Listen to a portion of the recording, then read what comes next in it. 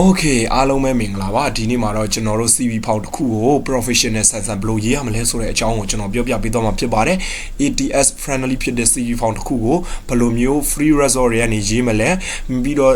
AI ကိုဘယ်လိုအသုံးချမလဲဆိုတာကိုကျွန်တော်ပြောပြပေးသွားမှာဖြစ်ပါတယ်ပထမဆုံးတစ်ခုအနေနဲ့ကျွန်တော် ATS ဆိုတာဘာလဲဆိုတာကိုမသိရလူတွေတို့ရှင်းပြပေးချင်ပါတယ်သိရလူတွေကတော့ဒီအပိုင်းကိုကြော်သွားလို့ရပါတယ်ဒီမှာပေါ့နော် ATS ဆိုတာက applicant tracking system ပေါ့နော်ရှောက်လွှာတွေကိုစစ်ဆေးတဲ့နောက်ရောက်ခံလိုက်တဲ့ system တစ်ခုပေါ့နော်မှာ software used by employers to automate the hiring process by collecting scanning scouting and ranking jobs application သူပြောချင်တာကမင်းတို့ရှောက်လိုက်တဲ့ဟာတွေကိုကျွန်တော်တို့ရှောက်လိုက်တာတွေကိုဘယ်လိုစစ်တယ်ဘယ်လိုဝယ်ခွဲထုတ်တယ်ဘယ်လိုစူးစီးတယ်ဘယ်လို scam လုပ်တယ်ဘယ်လိုခွဲချမ်းစိတ်ဖြာတယ်ဆိုတာကိုလုပ်ပေးတဲ့ system တစ်ခုဖြစ်ပါတယ်ကျွန်တော်တို့ရှောက်လိုက်တဲ့ပေါ့နော်CV ဖောင်းနေအလုတ်လျှောက်လွာတွေအကုန်လုံးက HRC ကို direct တန်းပြီးမရောက်ပါဘူးအဲကြားထဲမှာ ATF ဆိုတဲ့သူတို့ဒီ system တခုဖျက်ရတာပေါ့နော် software automation AI လိုမျိုးတဘောမျိုးသူစစ်ထုတ်ပေးတာဟာသူတို့အလုတ်ခေါ်တာကဒီအလုတ်ကခေါ်တာက manager အတွက်ခေါ်တာရှောက်တဲ့သူက manager position မဟုတ်ဘဲနဲ့ရိုးရိုးဝန်ထမ်း position ဖြစ်နေဆိုသူတို့ auto pay ချပြီး HRC ပို့မပေးပါဘူးဒီကိုလျှောက်တဲ့အလုတ်ကကိုမှရှိနေတဲ့ skill တွေကိုမှရှိနေတဲ့ experience အနေနဲ့ကိုက်ညီပြီးကိုစီပေါင်းထဲမှာပါဝင်နေမှသူတို့ကခေါ်တာပေါ့နော်အင်တာဗျူးခေါ်တာပါဒီလိုမျိုးရဖို့အတွက်ကျွန်တော်တို့ ATS friendly ဖြစ်တဲ့ CV ကိုဘယ်လိုရေးမလဲဆိုတာကိုကျွန်တော်သိတဲ့လောက်ဒီနေ့ sharing လုပ်ပြသွားမှာဖြစ်ပါတယ်အားလုံးကိုအဆုံးထိကြည့်ဖို့ကျွန်တော်ဖိတ်ခေါ်ချင်ပါတယ်Okay ပထမဆုံးကျွန်တော်တို့မှာ Canva software လေးရှိဖို့လိုအပ်ပါတယ် Canva ပေါ့နော်ကျွန်တော် software နဲ့မပြတော့ဒီမှာတော့အားလုံးလဲလွယ်ကူသွားအောင်ဟာကျွန်တော် website ကနေပြမယ် CMVA ဆိုတဲ့ Canva ပေါ့နော်ဒီ Canva website လေးထဲဝင်မယ်Okay ကျွန်တော်ကတော့အကောင့်ဝင်ပြီးသားဆိုတော့ဘာမှထုလုပ်စရာမလိုအကောင့်ဝင်ပြီးသားမဟုတ်လို့ရှင်ဒီဘက်လေးမှာဒီလိုထောင်လေးမှာဒီလိုပုံလေးနဲ့ရှိတယ်ပြီးတော့ဒီမှာလည်းပုံလေးနဲ့ရှိတယ်ပေါ့နော်ဒီပုံလေးထဲကိုဝင်ပြီးတော့ရှိမှာအခုမှရှိတဲ့ Gmail တစ်ခုခုနဲ့ချိန်လိုက်ဒါဆိုပြီးပြီပါမခက်ဘူးလွယ်လေးပါပဲ Okay ပထမဆုံးကျွန်တော်တို့ကဝင်ချင်းကျွန်တော်အခုကကျွန်တော်အမြဲတမ်း template ထဲဝင်နေကြမလို့ template လို့ပေါ်လိုက်မယ်ခင်ဗျားတို့မှာတော့ home ထဲမှာပေါ်နေလိုက်မယ်ပေါ်တော့တခြားတနေရာမှာလည်းပေါ်နေလိမ့်မယ်ဒါဆိုပထမဆုံးကျွန်တော်မှာ template ဆိုတဲ့နေရာကိုသွားမယ်ရောက်ပြီဆိုရင် resume ဆိုတာရှိပါတယ် resume ဆိုတာကိုနှိပ်ပါဒီမှာကိုကြိုက်တဲ့ format ကိုရွေးလို့ရပါတယ်ကိုသိရမှာတစ်ခုကရေးကြည့်တာတစ်ခုကဒီလို crown ပါတာလေးဆို free သမားဆိုသုံးလို့မရပါဘူးကျွန်တော်တော့ဒါ free account ပါเนาะ free ဆိုတော့ free version မှာပဲသုံးလို့ရပါမယ်ဒီလိုဟာလေးတွေပါတာသုံးလို့မရပါဘူးဒါကြောင့်မို့လို့ကျွန်တော်တို့ကိုကြိုက်တာတစ်ခုရွေးမှာပေါ့เนาะကိုကြိုက်တာတစ်ခုရွေးမယ်ကျွန်တော်ကတော့ဘယ်ဟာလေးကြိုက်လဲဆိုတော့ TCV format တွေဒါကိုရိုးတယ်ပေါ့နော်ရိုးတယ်သူတို့ ATS ကနေဖြတ်လို့ရှိရင်လည်းကိုရေးထားတာကောင်းမွန်နေမယ်သူတို့ဟာရင်နဲ့ကိုက်ညီနေမယ်ဆိုလို့ရှိရင်ခဏလေးဖြတ်တယ်ပေါ့နော် ATS ကိုခဏလေးဖြတ်ပါတယ်ကျွန်တော် TCV လေးကိုသုံးပါမယ် TCV လေးကိုကျွန်တော်မျက်စိထဲမှာနည်းနည်းကောင်းတယ်လို့မြင်နေပေါ့နော်လှတယ်လို့မြင်နေတယ်ဒါဆိုတော့ TCV လေးသုံးမယ်ဟော TCV လေးသုံးမယ်ပေါ့နော် TCV လေးကမိုက်တယ်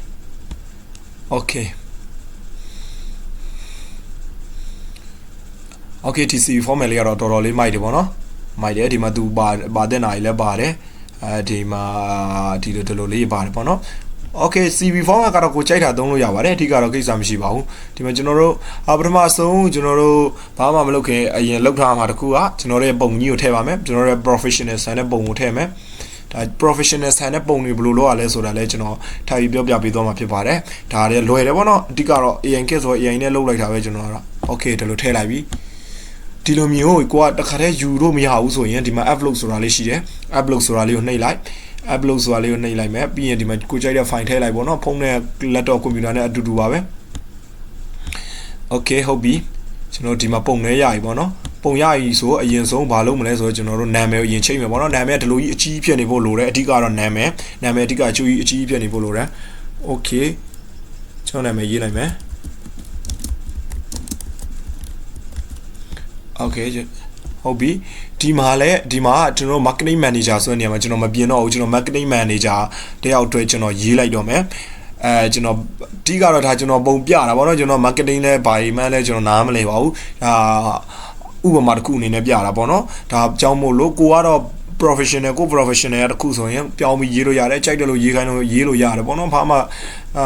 ဒါဟိုလုပ်နေတယ်မရှိလို့အဓိကဒီမှာပါမှာတကူက content မှာကျွန်တော်ဖုန်းနံပါတ်ထည့်ရမယ်ဒါတော့အဓိကပဲဖုန်းနံပါတ်ထည့်ရမယ် Gmail email ထည့်ရမှာပေါ့နော် email မှာကျွန်တော်တို့ကချစ်သူလေးဘာညာ1 2 3တို့ဟိုမင်းကိုချစ်တယ်ထားမသွားဘူးတွေဘာတွေညာကြီးလုံးလို့မရပါဘူးအပေါ်မှာကျွန်တော်နာမည်ကျော်လင်းထွေးဆိုကျော်လင်းထွေးဖြစ်နေရပါမယ်ရှိရကျော်လင်းထွေးဖြစ်နေမယ်နောက်ကကဏ္ဍနေရတော့ကိုကြိုက်တာထည့်လို့ရတယ်ကဏ္ဍကြီးကြိုက်တာထည့်လို့ရပါဘောနော်ဘာလို့လဲဆို professional ဆန်တယ်ဆိုတော့ကိုပြဖို့လိုတာဖြစ်ပါတယ်အဓိကတော့ဒီမှာကတော့ location မှာမြန်မာနိုင်ငံမှာရှိရင်မြန်မာနိုင်ငံမှာရှိတဲ့ရန်ကုန်မှာဆိုရန်ကုန်ဒါလောက်ဆိုရပြီမြောက်ဥက္ကလာတွေတောင်ဥက္ကလာတွေတောင်တကုံမြောက်တကုံတွေထည့်တယ်မလိုပါဘူးရန်ကုန်ဆိုရပါပြီထိုင်းမှာနေလို့ရှိရင်လည်းဘန်ကောက်မှာဆိုဘန်ကောက်မှာဖူးခက်မှာဆိုဖူးခက်မှာကျန်တဲ့တနေရာမှာဆိုတနေရာမှာထည့်လို့ရပါတယ်ကျွန်တော်တော့ဒီမှာဆိုရှင်ဒါနှစ်ခုပဲပေါ့နော်ကျွန်တော်ဖူးခက်ဆိုဖူးခက်ထိုင်လန်ဒါပဲပြီးပါပြီနောက်ကနိုင်ငံနာမည်တော့ထည့်ဖို့လိုရတာပေါ့နော်အဲ့မှာ profile ကအဓိကရေးကြည့်ပါတယ် okay profile ကိုကျွန်တော်တို့အရင်မရေးပါဘူးပထမဆုံးရေးမှာကျွန်တော်တို့ what experience ကိုအရင်ရေးပါမယ် okay what experience ကျွန်တော်ရေးမှာဒီထက်ကနံပါတ်တွေကျွန်တော်မပြောင်းတော့ဘူးเนาะဒီထက်ကနံပါတ်တွေပြောင်းချင်လွယ်လေးပါဒီလိုနှစ်ချက်ထောက်လိုက်ပြီးရင်ဒီမှာကိုကြိုက်တယ်လို့လေးပြောင်းလိုက်ပေါ့เนาะကြိုက်တယ်2030 2040လို့လို့ရပါပေါ့เนาะအခုတော့ကျွန်တော်2030ပဲထားလိုက်မယ် okay ပထမဆုံးဒီမှာသူတို့ဒီကကွက်ဘယ်မှာ experience ရှိရလို့ရေးမှာလဲပေါ့เนาะဟိုဘယ်မှာ experience ရှိလို့ရေးမှာလဲဒီမှာကျွန်တော်ကတော့ Bruce Studio ဒီမှာတခုသူတို့လိုအပ်တာတခုကကျွန်တော်ရေးစေချင်တာเนาะရေးစေချင်တာတခုက enter လေးခေါက်လိုက်ပြီးလို့ရှင်ထားလိုက်ပါတော့ DUBAI Dubai UAE ဒီလိုလေးပါသေးချင်တယ်ပေါ့เนาะကျွန်တော်ကတော့ဘာလို့လဲဆိုလို့ရင်အလုပ်လုပ်ခဲ့တဲ့နေရာလေးကိုထည့်တင်တယ်ပေါ့နော်ထည့်ရမှာပေါ့နော်အဲ့ဒါမှသူတို့ကဒီမှာသူ background ချထားတော့ဘာလို့ညာတော့တခုခုလုပ်ပြီးဆိုပို့ပြီးလွယ်ကူတာပေါ့နော်ပြီးတော့အခု ATS ကိုဖြတ်တဲ့အချိန်မှာလဲသူကပို့ပြီးလွယ်ကူတယ်ဘာလို့လွယ်ကူရလဲဆိုလို့ရှိရင်ဘယ်မှာလုပ်ခဲ့လဲသိနေတော့ပို့ကမှကိုအတွက်တဆင့်ပိုပြီးအခွင့်အရေးရှိတာပေါ့နော်ဒါကြောင့်မလို့ဒီလိုလေးထည့်ဒါမှမဟုတ်ဘေးလေးမှာလည်းထည့်လို့ရတယ်ကိုကြိုက်တဲ့နေရာမှာထည့်ရဒီမှာဘာမထည့်ချင်ဘူးဒီဘက်မှာလည်းကိုကနဲ့ကိုနောက်ထပ်တစ်ခုအနေနဲ့ template လေးတစ်ခုပွားပြီးခါမှနောက်ထပ်ပွားတယ်လေးတစ်ခုပွားပြီးထည့်မယ်ဆိုလို့ရှိရင်လည်းထည့်လို့ရတယ်ဘာမှထူးတွေကိစ္စမရှိဘူး okay ဒီမှာကျွန်တော် marketing မှာပေါ့နော် marketing မှာဒီကဘယ်မှာ marketing တစ်ခုလုပ်ခဲ့ရလဲဆိုတော့ထားပြီးပါတော့ကျွန်တော်တို့ hire မှာ HYATT hire sorry REGEMCY higher regency မှာ marketing manager special လဲအနေနဲ့လုပ်ခဲ့တယ်အဲ့မှာဘာတွေလုပ်ရမလဲဆိုတာကိုဒီမှာကျွန်တော်တို့ပေါ့နော်ဒီလိုမျိုးအဓိကကကျွန်တော်တို့ job experience description ကအဓိကပဲเนาะအဓိကအဲ့ဒါပဲသူတို့ HR တွေကဒါတွေပဲဖတ်တာအပေါ်ဟာနဲ့ဒါနဲ့နည်းနည်းပါးပါးဖတ်တယ်ဒါမှ ATS ကဖတ်တာလဲဒါပဲအဓိကဒီလိုမျိုးနေရာမှာကျွန်တော်တို့ရေးချင်ပြီစားကျွန်တော်တို့ရေးဖို့ဆိုလို့ရှိရင်ကိုရေးလို့ရှိရင် grammar မှာလည်းဖြစ်နိုင်တယ်ပြီးတော့လိုအပ်သွားလည်းဖြစ်နိုင်တယ် ATS နဲ့မကိုက်တာလည်းဖြစ်နိုင်တယ်ဒါကြောင့်မလို့ကျွန်တော် AI ကိုသုံးမယ်ကျွန်တော် ChatGPT ကိုသုံးမယ် okay ဒီမှာရေးလိုက် I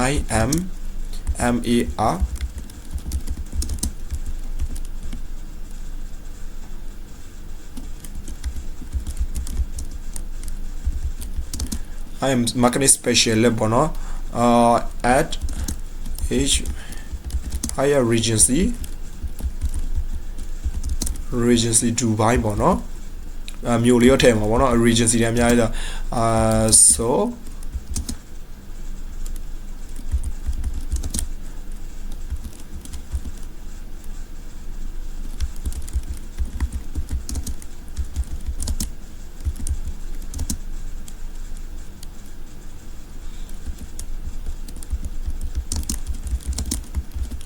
okay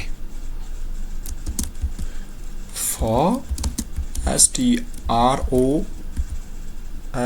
strong ဒါအထိကပေါ့နော် for strong ATS FRENDLY friendly CV okay ငါ CV တခုလွတ်လို့ရတယ်ငါဒီဘယ်မှာလုံနေတာဒါပဲပြောလိုက် तू ရေးပေးလိုက်မယ်အကုန်လုံးဘာမှမခဲ့ဘူးเนาะokay ဒီမှာ strong it is friendly the marketing specialist Dubai UAE ဘယ်နေရာနေဘယ်ချိန်ကြီးလုပ်ခဲ့လဲဆိုတဲ့အကြောင်းတို့မှာဒီမှာရေးပေးထားပြီပေါ့နော်develop and is good at digital marketing in campaign ဒီမှာ तू ကအဓိကကျွန်တော်သိရမှာတခုအခုလုပ်နေပြီเนาะဆိုဒီ ED တွေမလို့ အရင်တော့လုတ်ခဲ့မှာ ed တွေလို့အခုလုတ်နေတယ် I am working working now finished okay ငါဒီမှာလုံနေတဲ့ဒါပြန်ပြင်ပေးလို့ပြောဟုတ်ပြီဒီမှာဒီမှာလုတ်သွားပြီเนาะဆိုလို့ရှိရင်သူတို့ပြောင်းသွားပြီပေါ့เนาะဒီမှာပြောင်းသွားပြီသူတို့ရေးသားတွေအကုန်ပြောင်းသွားပြီเนาะဒါဆိုလို့ရှိရင်ကျွန်တော်တို့ဒါကြီးကိုဒီလို copy ယူလိုက် okay control c copy ယူလိုက်ပြီးရင်ဒီမှာလာပြီး control v နှိပ်လိုက်ဒါဆိုပြီးပြီဘာမှမခဲ့ဘူးเนาะဘာမှမခဲ့ဘူးဒါကျွန်တော်တို့ ADS လုပ်ဖို့အတွက်ဒါအလွယ်ကူဆုံး new system ပဲโอเคကျွန်တော်တို့ဒီကဒါကြည့်နေဘောနော်ဒါကြည့်နေပေါ်ပို့ထားလိုက်မယ်ကျွန်တော်ဒီကဟာတွေကိုဖြစ်လိုက်မယ်experience တခုဖြစ်လိုက်မယ်โอเคကျွန်တော်ဒီမှာရှာပြီပေါ့နော်ဟုတ်ပြီဒါကျွန်တော် format ကြကြလေးထားလိုက်မှာပေါ့နော်ဒီအောက်ကဟာနဲ့တူညီသွားအောင်ဟာ format ကြကြလေးထားလိုက်မယ်โอเคကျွန်တော်ဒီမှာတခုရပြီပေါ့နော် studio โอเคနောက်တစ်ခုကမြန်မာနိုင်ငံမှာလုပ်ခဲ့တဲ့ experience ကျွန်တော်ထည့်မယ်ဒီမှာကိုကြိုက်တာကိုထည့်လို့ရတယ်နော်ကိုကြိုက်တာထည့်လို့ရတယ်အဓိကကိုဘောပဲမူတည်တယ်ဘာမှအခက်ကြီးမဟုတ်ဘူးအဓိက skill နဲ့ experience ရပြီးတော့ profile ရဓာတ်ပုံရအဓိကပဲဒီက university တွေရှိရင်ထည့်မရှိရင်လည်းမတန်မရှိရင်လည်းမထည့်နဲ့ဒါကျွန်တော်ဒါတွေကမပြင်တော့ဘူးဘာလို့လဲဆိုကျွန်တော်လည်း university တွေပါညထည့်နေကျွန်တော်ဒီ marketing special နဲ့လည်းမခိုက်ဘူးဆိုတော့ကျွန်တော်မထည့်တော့ပါဘူး okayဒါဆိုတော့ကျွန်တော်တို့ဒီမှာနောက်တစ်ခုထည့်မယ်နောက်တစ်ခုကတော့မြန်မာနိုင်ငံမှာထည့်မယ်ပေါ့နော်။ဒါလေးလည်းပြင်ဖို့လိုရပါတယ်။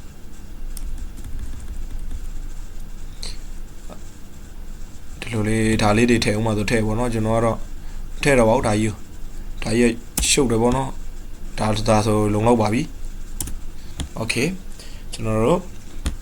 ဒီမှာထည့်မယ်။ဟုတ်ပြီဒီမှာခုနှစ်လေးပြန်ပြောင်းမှာမနော်ဘာလို့လဲ2030ရေးထားကြီးဒီမှာ2025ဆို9နှစ်အမင်းဘာလုပ်နေရလဲဒီငါဘာလုပ်နေရလဲဖြစ်နေလိမ့်မယ်ပေါ့နော်ဒါကြောင့်မို့လို့ကျွန်တော်ဒီမှာ2030ဆိုကြီးထည့်မယ်โอเคအဲ့လိုမျိုးလေးရုပ်တည်ရှောင်းတော့လုပ်ပါအောင်เนาะကျွန်တော်တို့ဖောင်းထုမယ်ဆိုလို့ရှင်လဲအင်လုပ်မယ်ဆိုလို့ရှင်ပေါ့เนาะအင်လုပ်မယ်ဆိုလို့ရှင်လဲဒီလိုလုပ်ပေါ့ဒါအင်နေရကိစ္စမရှိပါဘူးဗျာအဓိကအင်တာဗျူးရမယ်အင်တာဗျူးဖြေနိုင်ရပြီးတော့ကိုယ့်လိုကိုလုပ်နိုင်မယ်ဆိုအဓိကပဲကျွန်တော်တို့တော်တော်များများတော့experience လိမ်ပြီးရတာများတယ်ကျွန်တော်ကိုယ်တိုင်လည်းအဲ့လိုတွေရခဲ့တယ်ဒါအမှန်တိုင်းပြောတာဒါကျွန်တော်ကိုယ်တိုင်လည်းဒီလိုတွေရခဲ့တဲ့အတွက်ဒါကိုမလုပ်ပါနဲ့လို့ကျွန်တော်မတားဘူးဒါပေမဲ့ရှိရင်တော့ထက်မရှိရင်တော့ interview ရအောင်လုပ်ပေါ့ဗျာအဓိကတော့ကျွန်တော် hotel မှာရှောက်မယ်ဆိုရင်တော့4 star လောက်တော့experience ရှိမှရတာဆိုတော့ဒါလုပ်ဖို့လိုအပ်ပါတယ် okay ကျွန်တော်တို့ဒီမှာတစ်ခုထည့်မယ်ဒီ studio ကျွန်တော်ဘယ်မှာလုပ်ထားလဲဆိုတော့ထည့်လိုက်မှာပေါ့နော် KBZ မှာကျွန်တော် special လက်အနေနဲ့လုပ်ခဲ့တယ် KBZ okay KBZ banking ပေါ့နော် BANKI KBZ ban ပေါ့နော် KBZ ban မှာ marketing special လက်အနေနဲ့လုပ်ခဲ့တယ်ဒါလေးပေါ်တင်လိုက်မယ်ဟုတ်ပြီ okay ဒီမှာကျွန်တော် location လေးထည့်မှာပေါ့နော်ဒါလေးမေးလို့မရပါဘူး location လေးထည့်မယ်ရန်ကုန်မှာပေါ့နော် YAMG ရန်ကုန်မြန်မာပေါ့နော် MYAMA မြန်မာ okay ရန်ကုန်မှာလုပ်ခဲ့တယ်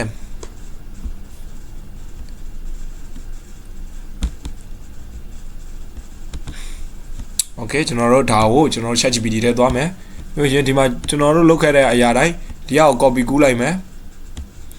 copy ကူးလိုက်ဘာမှမခဲ့ဘူးနော်ဘာမှမခဲ့ဘူးမှန်တာ okay control V copy ကူးလိုက်ပြီးဒီမှာ higher regency Dubai နေရာမှာ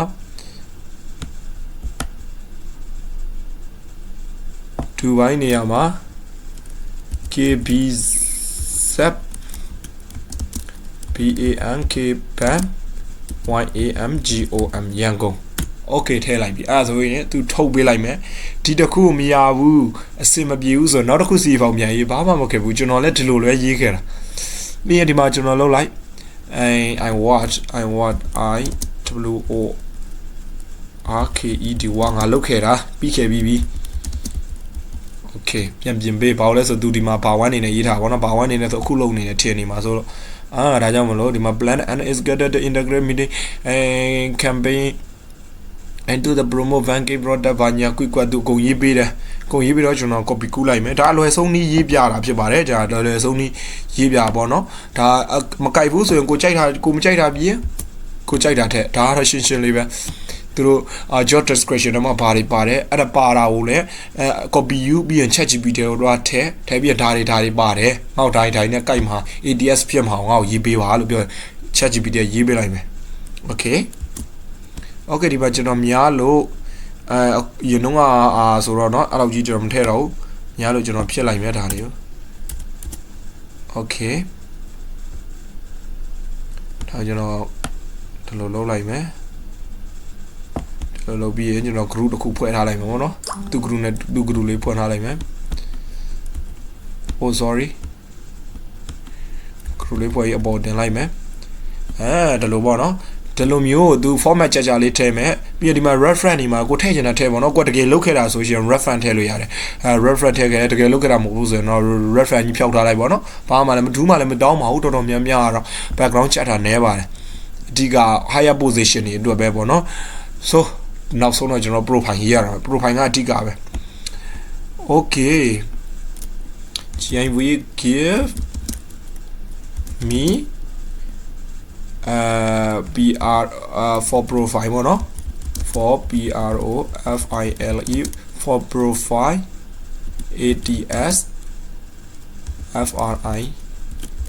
FRIENDLY friendly okay ကျွန်တော်ဒီလိုပဲလုပ်ပြီးခါမှကျွန်တော်အလုပ်ရခဲ့တာပါဒီလိုပဲလုပ်ပြီးကျွန်တော်အလုပ်ရခဲ့တာပါမယုံလဲပုံမြင်မဲ့မှတ်ပေါ့နော်ကျွန်တော်တော့တကယ်ကိုဒီလိုလုပ်ပြီးကျွန်တော်အလုပ်ရခဲ့တာပါအဲ့ဒါမို့လို့ကျွန်တော်ဒီနေ့တိုင်းပြတာပါမင်းဟာလွယ်လိုက်လားလို့ထင်လိုက်မယ်သူများရဲ့ CV တွေဘယ်လိုရေးလဲတော့ကျွန်တော်မသိဘူးကျွန်တော်တော့ဒီလိုပုံစံနဲ့ပဲအလုပ်ရခဲ့တာပါ okay ကျွန်တော်မှာ professional profile summary ကိုကျွန်တော် copy ကူးလိုက်မယ်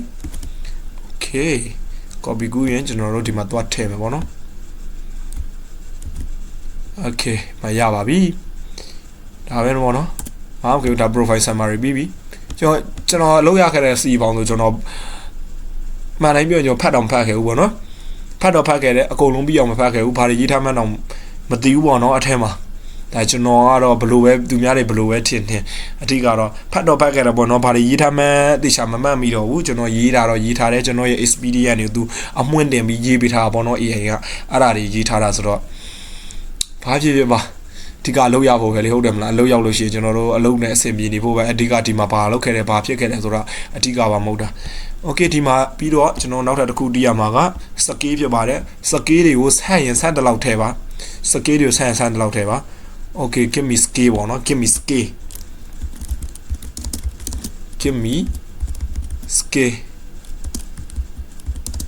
all in one လို့ရေးပေါ့နော် all in one ရေးမှာ तू ကမဟုတ်ရင် तू အများကြီးပေးပါလိမ့်မယ် all in one လို့ပြီးလို့ရှင် तू လှလေးရေးပေးလိုက်မယ်မှာဒီလိုလေးပေါ့နော်ဒီမှာဘာတွေသုံးတယ်ညာတွေသုံးတယ်ဘာညာ quick ဒီမှာ management strategy line by line ရေးပေးပေါ့နော်တော့ပြောလိုက်မယ် line by line ရေးပေးဒီမှာ line by line ဆိုသူရေးပေးပေါ့နော်အများကြီးပဲထဲမှာကိုကြိုက်တာကိုယူသုံးထားလိုက်တော့ကျွန်တော်တော့အပေါ် digital marketing strategy campaign management social media ဒါတွေကျွန်တော်ကြိုက်တယ် 5 ခုလောက်ကျွန်တော် copy ကူးလိုက်မယ်အဓိကတော့များလေကောင်းလေနော်မှတ်ထားပါစကေးရတော့ထည့်တာများလေကောင်းလေဘာလို့လဲဆိုစကေးပါမှန်းသိရဲ့ကျွန်တော်တို့ရဲ့ HDF ကိုဖြတ်ပေးပါတယ် okay ကျွန်တော်ဒီလိုထည့်လိုက်ပြီမှာနော်ဒါဆိုရင်တော့ကျွန်တော်တို့90%လောက်ပြီးသွားပြီပေါ့နော်ဒီမှာကျွန်တော်တို့ရဲ့email တွေ email မှာမှတ်ထားပါကိုနာမည်ပဲကိုသုံးပါ email တွေဒါတွေအဓိကပေါ့နော်ဒီမှာ language မှာလည်းနည်းနည်းပြောတတ်တယ်ဆိုရင်အစား German ပြောတတ်တယ်ထိုက်တော့ German ဆို business Spanish ပြောရတယ်နည်းနည်းလေးပြောရတယ်မင်္ဂလာပါဘာညာ quick 10ခွန်း15ခွန်းလောက်ပြောရတယ် business ထဲလိုက်ဒါတွေကကိုယ့်အတွက်ဘယ်လိုပြောမလဲကောင်းချက်တွေပေါ့နော်အလုပ်ရဖို့အတွက်အဆင်ပြေဖို့အချက်တွေဖြစ်ပါတယ် education ကတော့ဒါကတော့လူတိုင်းကကိုတခုစီရှိကြတာဆိုတော့ပြောလို့တော့မရဘူးပေါ့နော် education ရှိတာထည့်လိုက်ပေါ့ဒါနဲ့ပတ်သက်ရင် marketing နဲ့ပတ်သက်တာရှင် marketing နဲ့ပတ်သက်တာထည့်လိုက်customer service နဲ့ပတ်သက်ရင် customer service နဲ့ပတ်သက်တာထည့်လိုက်အကုန်လုံးထည့်တယ်မလို့တစ်ခုနှစ်ခုဆိုရင်လုံလောက်တယ်ပေါ့နော် reference တော့ကျွန်တော်ဖြစ်နိုင်ရင်ကျွန်တော်မထည့်သေးချင်ဘူး reference တော့တောင်းပါပေးစေချင်တယ် reference တော့ မထည့်သေးချင်ပေါ့နော်ဒီ reference ထည့်မယ်ဆိုကျွန်တော် experience တစ်ခုခုကိုဒီမှာဒါနဲ့လည်းမဆိုင်ချင်နေပေါ့နော်ဒါ marketing ဆိုတာလည်း customer service တစ်ခုပဲမို့လို့ customer service နဲ့ပတ်သက်တဲ့ experience လေးတစ်ခုရှိရင်ထည့်လိုက်ဖို့ကျွန်တော်အကြံပေးချင်ပါတယ်Okay ဒါတော့ကျွန်တော် C form အကြံမြင်ပြီးသွားပြီပေါ့နော်ဒါလောက်ဆိုရင်တော့ ATS ဖြတ်ဖို့90%လောက်သေချာပေါ့နော်ကျွန်တော်တော့ယုံကြည်ပါတယ်90%လောက်သေချာတယ်သူ့ဝင်တော့ညတော့လဲကိုယ့်တက်ကောင်းတဲ့ CV တွေပါလာခဲ့သည်ရှိတော့ကိုယ့်ရဲ့ experience နဲ့မကိုက်ညီရတွေရှိတော့ကိုယ့်ရဲ့ skill နဲ့မကိုက်ညီရတွေရှိတော့ဖြစ်ချတယ်ပေါ့နော် ASTR ကဒါဆိုနောက်တစ်ခုထပ်ရေးဘာမှပုံစံမျိုးဒလိုပဲထပ်ရေးတေချာလေးဖတ်ကိုအရင်တစ်ခေါက်ကပါခဲ့တဲ့စာသားတွေကိုကိုကဖြစ်ပြီးတော့ job description ကိုအဓိကတေချာဖတ်ပါအောက်မှာဘာတွေရေးထားလဲသူလိုချင်တာပါလဲဒါတွေကို copy ကူးပြီး AI နဲ့သွားပြီးဆွေးနွေးငါဘာထည့်ကောင်းမလဲဘာလို့ရင်ကောင်းမလဲသွားဆွေးနွေးပေါ့နော်အခုချိန်မှာကိုကပတ်စံမပေးရင်အလကားတင်ပေးမဲ့လူက AI ကလွှဲရင်ဘယ်သူမှမရှိပါဘူးဒါကြောင့်မလို့ AI နဲ့ပဲလုပ်ပါကျွန်တော်ဆိုရှင်လည်းအစာအဆုံး AI နဲ့ပဲလုပ်တယ်ကျွန်တော်ရဲ့အတိမိတ်ဆွေတောင်ပြောတယ်ပေါ့နော် AI ကိုလောက်ကြီးမသုံးနဲ့ကိုညာတော့ညာသားကိုအသုံးချအောင်ဟုတ်ပါတယ်ကျွန်တော်က AI ကိုကျွန်တော်ခိုင်းတာပါAI ကိုကျွန်တော်လုတ်ခိုင်းတာမဟုတ်ပါဘူးကျွန်တော်ခိုင်းတာပါ AI ကိုကျွန်တော်အသုံးချတာပါဒါကြောင့်မို့လို့ကျွန်တော်က AI ကိုဒါအားကိုးတာမဟုတ်ဘူးเนาะ AI ကိုဘယ်လိုခိုင်းရမလဲလို့သိတာလဲကိုယ့်အတွက်ပညာတစ်ခုပေါ့เนาะပညာတစ်ခုပေါ့เนาะဒါကြောင့်မို့လို့နောက်ပိုင်း AI နေနဲ့အလုပ်လုပ်လာမှာဖြစ်တဲ့အတွက် AI ကတော့မဖြစ်မနေ business ကတော့သိထားတယ်ပေါ့เนาะဒါကြောင့်မို့လို့ okay အခုချိန်မှာတော့ကျွန်တော်စိတ်မယ်ပေါ့เนาะစိတ်မယ်ဆိုဒီက share လေးကိုနှိပ်မယ် share လေးကိုနှိပ်ပြီးတော့ download ဆိုတာလေးနှိပ်လိုက်ပေါ့เนาะ downloadမှာကျွန်တော်တို့ဒီ PDF format နဲ့ဆက်ရမှာပေါ့နော် PNG နဲ့ဒီကျန်တာတွေနဲ့သွားမစိနဲ့ကျန်တာတွေနဲ့သွားတင်ဓာတ်ပုံကြီးထွက်လာလိုက်မှာပေါ့နော်တချို့အဲဆိုဒီလိုစိတ်လိုက်မယ် Okay ဒီမှာစိတ်နေပြီနော် download နေပြီကျွန်တော်ထဲမှာတော့တစ်ခါတန်းပေါ်တယ်ပေါ့နော်ကျွန်တော်ရဲ့ system ပြလိုက်မယ်ဟောဒီမှာကျွန်တော်တို့ကြည့်လို့ရပါပေါ့နော် Oh my god ဒီလို professional ဓာတ်ပုံလုံးလေးကိုလည်းကျွန်တော်ပြောပြမယ်ကျွန်တော်အခွက်နဲ့ဒီအခွက်နဲ့ကြည့်ပေါ့နော်လုံးဝကိုချားနာပါတယ်ဒါကိုဘယ်လိုလုပ်ရလဲဆိုတော့ပြောပြပြပါတယ်ဒါကျွန်တော်အလုပ်ရခဲ့တဲ့ CV professional ဓာတ်ပုံပေါ့နော်ဒါနဲ့ရခဲ့တာပါ Okay ဒါတော့ကျွန်တော်အကြမ်းမြင်ပြောပြပြီးသွားတာဖြစ်ပါတယ်နောက်အမှန်တခုကကျွန်တော်တို့ရဲ့ဒီ CV ဖောင်ရေးထားတဲ့ CV ဖောင်ရေးထားတာပေါ့နော်ဒီလိုမျိုး gray and brown ဆိုပြီးမထားပါနဲ့အဲ့ဒါအဓိကပါပဲကျွန်တော်ဒီမှာတော့ကျွန်တော်ရဲ့ CV ဆိုတော့ကျွန်တော်နာမည်ရေးနိုင်မယ်အကြီးနဲ့ရေးပေါ့နော်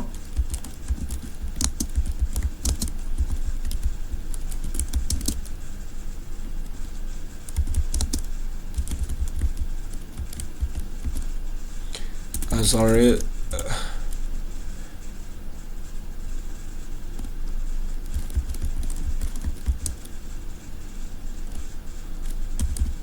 Okay ဒါလိုရေးထားလိုက်မှာပေါ့နော်ဒါဆိုရင်ကျွန်တော် enter ခောက်ပြီးထားလိုက်ဒီမှာဒါလိုလေးရပြီပေါ့နော်HR ကြည့်လိုက်တဲ့အချိန်မှာတော့ဒါကတော့ဘဒုရဲ့ CV ဒါကတော့ဘဒုဟာဒါပြီးရင်ATS ကကြည့်တာဒီကောင်ကတော့သူ့နာမည်ရေးထားတာပဲသူ့ရဲ့ဟာပဲဒါလိုမျိုးအားသာချက်တစ်ခုရနိုင်တယ်ပေါ့နော် Okay ဒါကတော့ကျွန်တော်သိတဲ့လောက်ပြောပြပေးသွားတာဖြစ်ပါတယ်အတိကကျွန်တော်နဲ့အမြင်မတူရလဲရှိမယ်ပြီးတော့ကျွန်တော် AI မဲ့အသုံးချနေအကောင်လုံးထင်မယ် Okay ဒါတွေထင်တာကိစ္စမရှိပါဘူးဒါကျွန်တော်သိတဲ့လောက်ကျွန်တော်လုပ်ခဲ့လို့ကျွန်တော်ရတဲ့လောက်ကိုကျွန်တော်ပြောပြပေးသွားတာဖြစ်ပါတယ်နောက်ဗီဒီယိုတွေမှာလည်းကျွန်တော် professional photo ဘယ်လိုလုပ်မလဲ AI နဲ့ဘယ်လိုလုပ်မလဲ AI ကိုဘယ်လိုခိုင်းမလဲဆိုတဲ့အကြောင်းတွေကိုကျွန်တော်ပြောပြပေးသွားမှာဖြစ်ပါတယ်